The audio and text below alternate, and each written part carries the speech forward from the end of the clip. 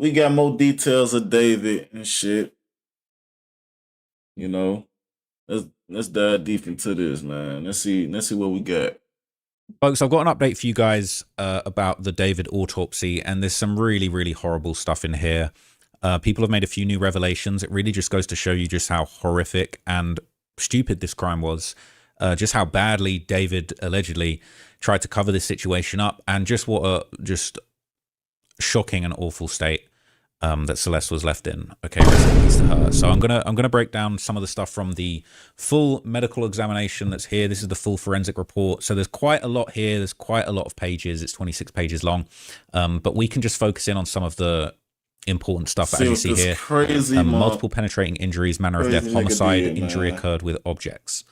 So it says 2 penetrating. So look, I already covered the brief update on the autopsy, but this is now a full breakdown. It's also got information about how she was found. Okay, so obviously we covered this earlier, but like 2 penetrating wounds to the torso, right abdomen with injury to the liver, left chest with penetration of underlying intercostal space and cortical disruption of adjacent ribs, bilateral dismemberment of upper and lower extremities, multiple additional skin defects. See separate toxicology report.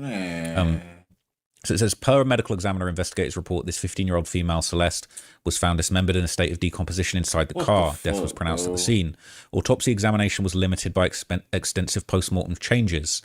So the decomposition of the body, the decay, the body was withered. Okay, it's not me making a joke, but the state that she was left in was referenced in so many of David's songs. Okay, I'm not here to make jokes. I'll address some of the stuff that's being said at the moment, but this is...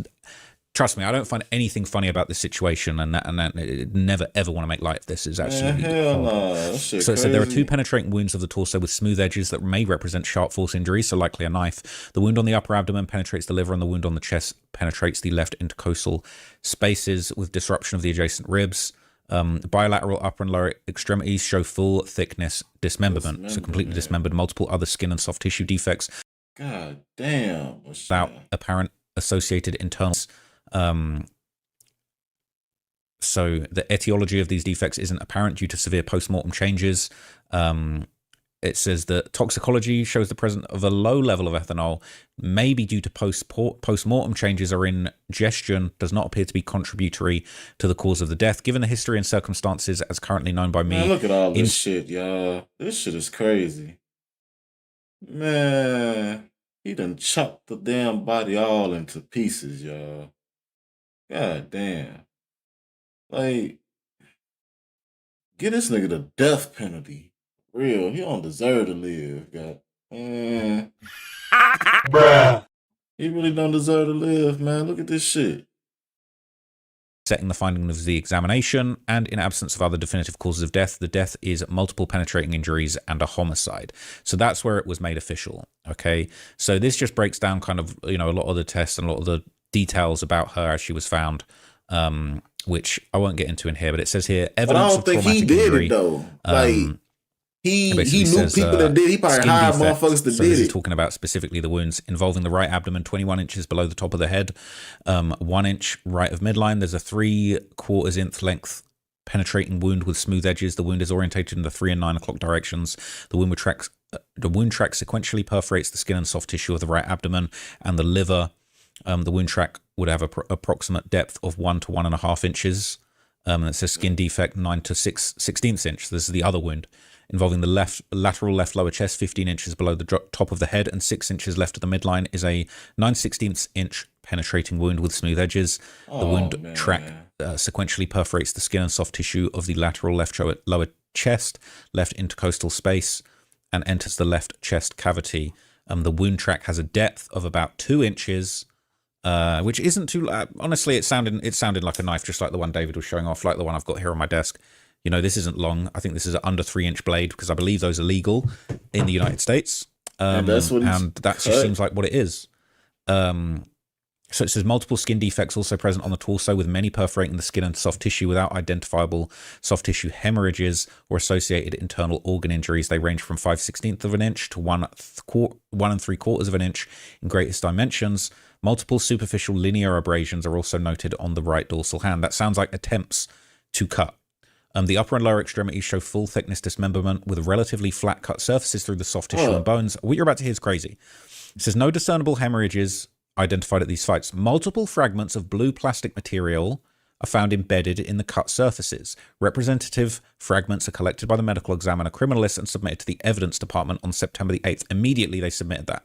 The right upper extremity is dismembered at 9 inches from the top of the shoulder. The left upper dismembered 6 from the top of the shoulder. The left fourth and fifth fingers are amputated. The right lower extremity is dismembered in 2 places. One side is 12 inches from the top of the leg and the other is 10 inches from the bottom of the heel. The left lower extremity is dismembered in 2 places. One side is 9 inches from the top of the leg and the other is 15 inches from the top of the heel. So what a lot of people are thinking about this blue plastic, saying, why would there be blue plastic in the wounds? Well, the theory that's been given, what the fuck, that I've seen. So he chopped her body up and put blue plastic inside her and shit. Like, what the fuck? What are we doing? What is this? Oh, man. It says, so my husband and I were reading the autopsy report and saw a caution about the blue plastic in her wounds. This is so disgusting to even type, but he immediately said 3D printed hacksaw. Apparently that's really a thing and can be easily purchased online. They're also known to be used for bones and field dressing like hunting deer.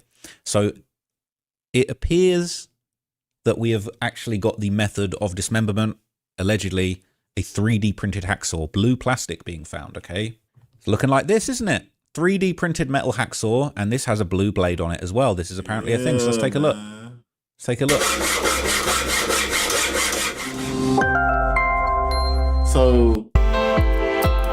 So look, this is the whole breakdown. So he sawed the shit out of her with that shit. So he just took like for hours just. Oh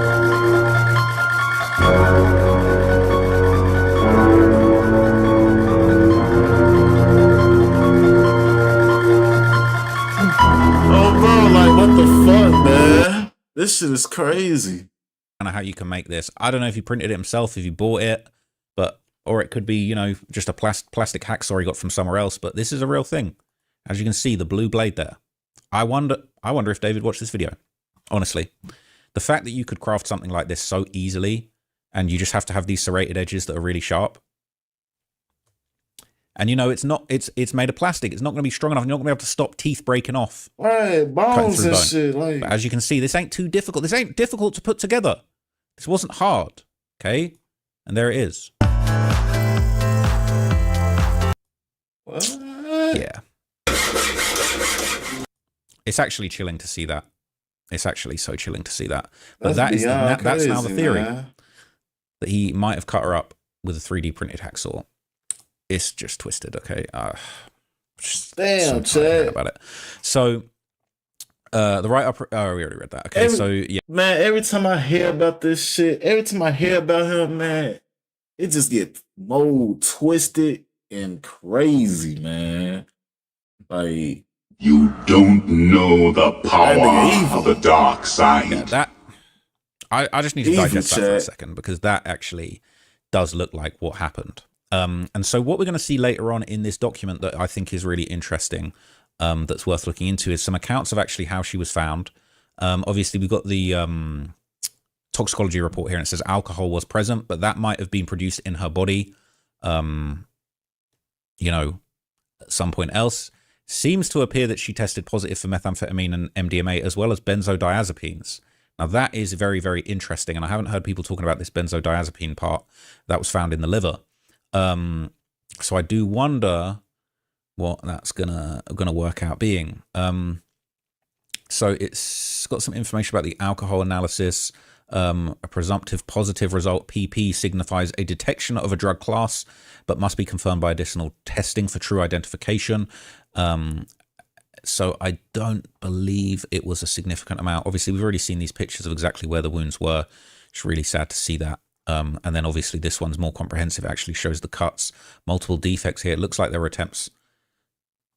Could be more stab wounds, could be exit wounds, another defect there on the side. But these are where the cuts would have been, the severances, which is just so dark. So some of the accounts from how the autopsy went down, as well as how the car ended up getting pounded, is quite interesting as well. So we're actually going to hear what actually went down with some of the police that were present for the discovery of the body.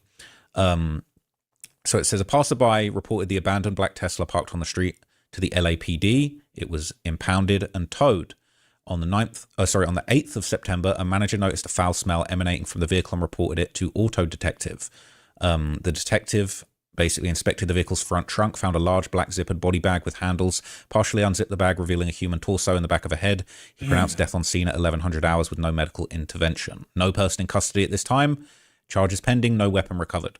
So that's the state that the body was found in. That's the situation that investigators and police are dealing with.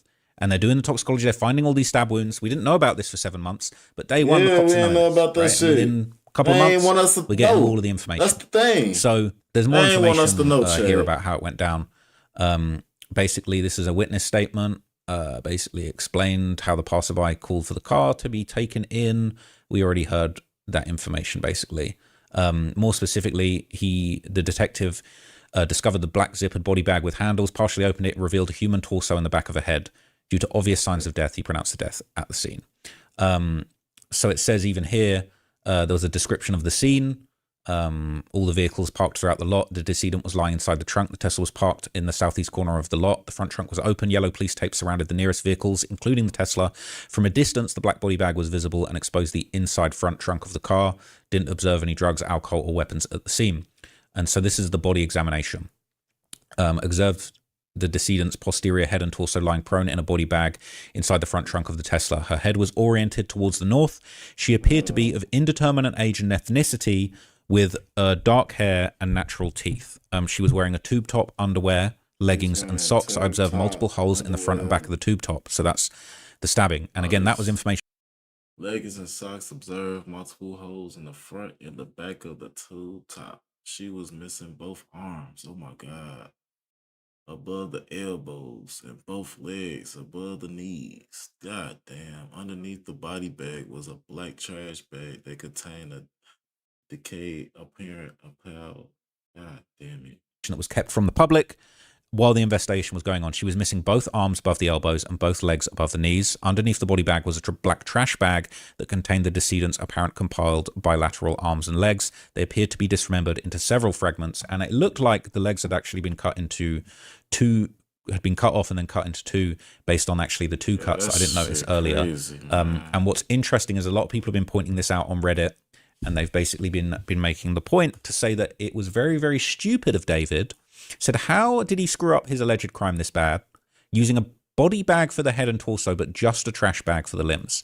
Some people are shocked that that is how this went down. They're saying, who has cadaver bags laying around? I noticed this too. I wonder if the dismemberment wasn't planned and he thought he was going to fit it all into one bag, but didn't, so he opted for dismembering and putting the limbs in a trash bag. It's crazy. Okay, people saying it doesn't make sense. Her whole body would have fit into a cadaver bag. It's designed for a whole body. He probably dismembered her because he thought it was an easier disposal and more easy to transport a couple of parts in a full body. I don't know if we're ever going to understand what his mindset was during this time. I wonder if he will ever, he probably was thinking like, man, if I chop the body up, it'd be less evidence, y'all. Bro. He's guilty and speaks out. That would be a long shot, right?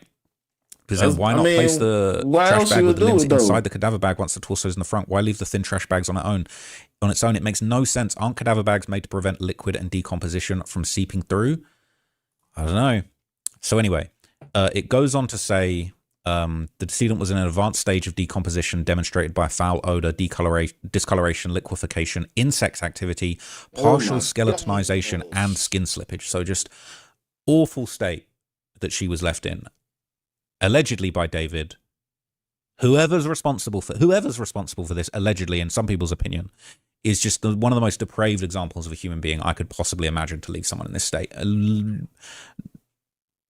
Child makes it even worse, but nobody of any sort, of any age, should go out like this, and it's just absolutely disgraceful.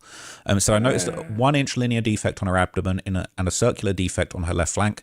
The left ring and pinky fingers appear to have been mutilated. I did not locate them during my scene examination. She has a tattoo that reads shush on the inside of her right index finger. I did not observe any discernible scars or tattoos. The decedent was not ID viewable due to decomposition of the face and was not live scanned due to waterlogged fingers. So just awful state, right? They were eventually identified by dental radiograph comparisons. And again, to leave someone in such a state that you have to go through the dental records is just unfathomable. Crazy. So this is reports of LAPD officers that went on scene. It seemed like he tried to dissolve her ass or something. Shit. Tried to get like no evidence.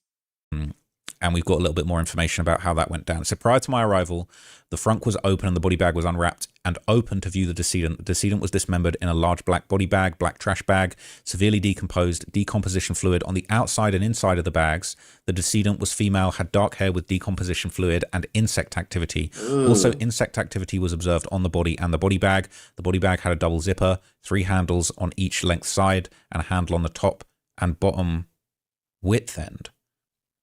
Wait a minute. Man. See, I was thinking for a minute, maybe this, famous picture of him with the tarpaulin and the bloody shirts that was taken just days after, I believe, the alleged murder.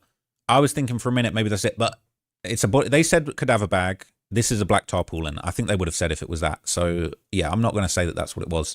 But I wanted to just check that. Anyway, so the body bag had a double zipper, 3 handles on each length side, a handle on the top and bottom width end. The body bag took up most of the front space. Inside the front, the body bag contained the decedent's head and torso in a prone position. The decedent's head pointed north and the thighs pointed south. The trash bag was at the south end of the front. Beneath the body bag, the trash bag was tied and contained the decedent's dismembered limbs and arms with hands and legs with feet. The decedent's arms were cut and removed at the bicep and the legs were cut and removed above and below the knee. Before moving the body bag, the handles and zippers were swabbed. So they were looking for DNA. I wonder if they got it. The body bag and trash bag were moved from the front and placed on a plastic sheet. The decedent was then removed from the bags and put on another plastic sheet. Their left hand was missing the ring and pinky fingers. The decedent was wearing a discolored tube top, discolored underwear, black leggings, and black socks. The shirt appeared to have had 3 cut artifacts. The leggings were cut around the knees, with the upper portion of the torso and lower portions rolled down to both ankles and the feet. And the cut side of the right leg attached to the torso, the cut side of the right leg attached to the torso, there were small blue plastic pieces. So they knew that straight from just looking. That wasn't even the mortician. People from the scene noticed the blue plastic in those areas. And the legs and arms from the trash bag had small blue plastic pieces at the cut site. So they collected a whole bunch of evidence. They did a head hair kit, sealed that in a biohazard bag. They even collected the insects in a plastic container with alcohol and sealed those in a paper. So they even collected the insects. That's crazy. Okay. They swabbed the handles of the body bag, all the different parts of the body bag to try and get DNA. They also found items cut from the body bag, packaged and sealed separately.